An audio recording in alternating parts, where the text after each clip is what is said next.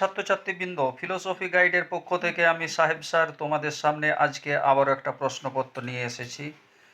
প্রত্যেকে প্রশ্নপত্রটি ভালো করে দেখে নাও এবং আমার এই ফিলোসফি গাইড চ্যানেলটিকে সাবস্ক্রাইব করে অল নোটিফিকেশনটি অন করে রেখো, যাতে করে আমি প্রশ্নগুলি বা প্রশ্ন উত্তর দর্শনের আলোচনা দেওয়া মাত্র সঙ্গে সঙ্গে পেয়ে যাও প্রত্যেকে।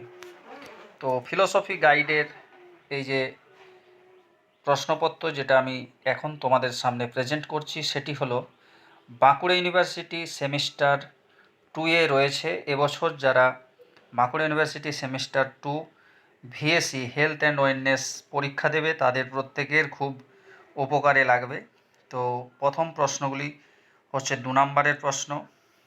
এই যে প্রশ্নগুলি রয়েছে, নির্ধারিত স্বাস্থ্যের সংজ্ঞা লিখো, স্থূলতা বলতে কী বোঝো, অপুষ্টি কাকে বলে। এগুলো প্রত্যেকটি হচ্ছে 2 নম্বরের প্রশ্ন।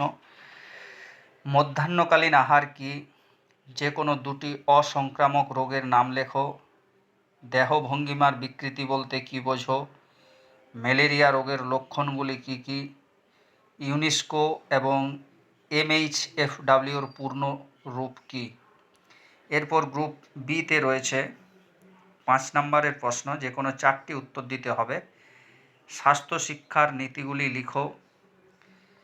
এখানে রয়েছে ব্যক্তিগত স্বাস্থ্যবিধির গুরুত্বগুলি লেখো, স্বাস্থ্যের উপর অপুষ্টির প্রভাব আলোচনা করো, সংক্রামক ব্যাধি কাকে বলে, করোনা ভাইরাসের কারণ ও প্রতিকার সম্পর্কে লিখো, মানসিক স্বাস্থ্যবিধি বলতে কী বোঝো, মানসিক স্বাস্থ্যবিধি উন্নয়নের বিভিন্ন পদ্ধতি সম্পর্কে লেখো, একজন খেলোয়াড়ের সুষম খাদ্যের একটি তালিকা প্রস্তুত করো।